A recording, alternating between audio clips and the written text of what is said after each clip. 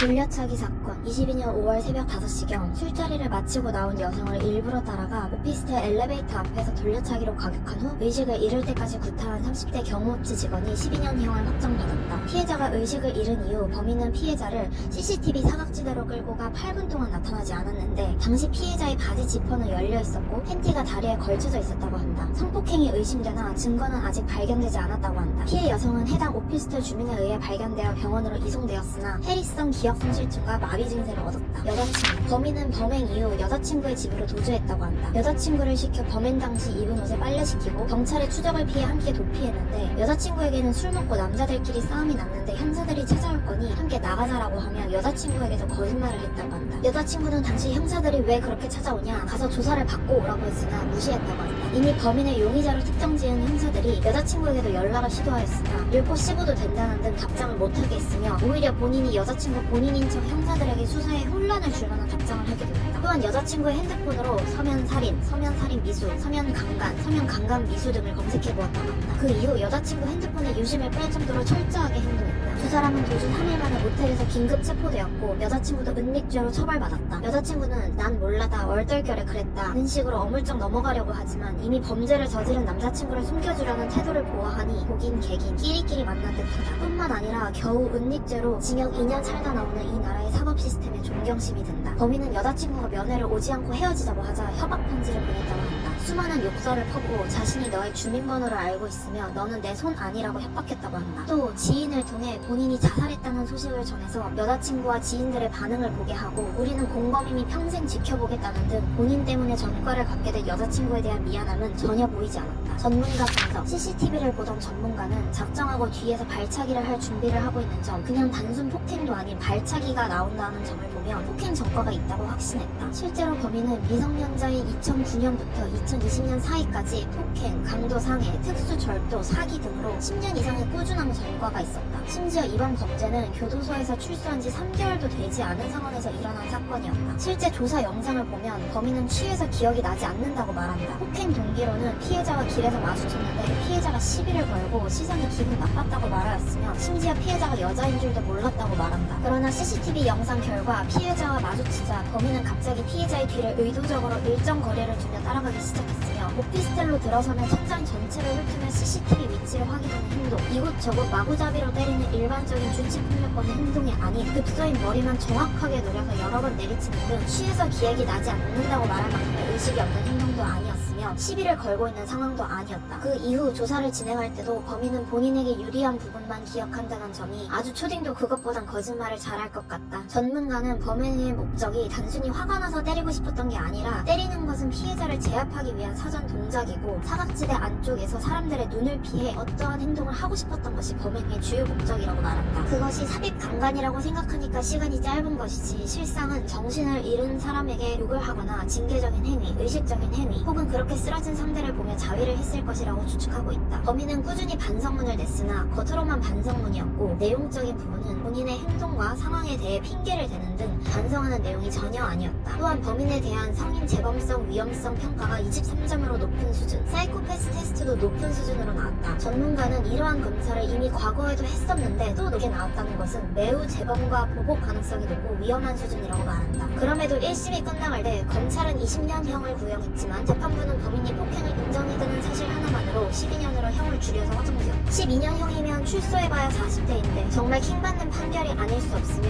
이를 보고 수많은 사람들이 어이없어하며 해당 판결 낸 판사 새끼 자식도 똑같이 당해봐야 정신을 차릴 텐데 이제는 집 들어갈 때 내 뒤통수도 조심해야 하나? 범죄자 새끼는 왜 계속 모자이크 처리를 처하냐? 저런 놈이 돌아다니면 다음 범죄자는 내가 안 될 보장이 있냐? 라며 헬 조선식 판결에 모두들 분노하고 있다. 피해자. 다행히 피해자는 범행 이후 한 달여 만에 마비가 풀렸다고 한다. 그러나 치약을 3% 오해하거나 방금 먹었던 약도 먹었는지 헷갈려하고 수면제를 먹지 않으면 2시간 만에 깨는 등 후유증으로 힘들어하고 있다. 또한 피해자도 범인의 전 여자친구도 출소 이후 당할 보복 범죄에 두려워하고 있는데 피해자가 오히려 보복을 피해 숨어야 하는 대한민국의 실상에 감탄을 금치 못하겠다. 이런 새끼도 자식이라고 너네 어머님은 널 낳고 미역국을 드셨겠지?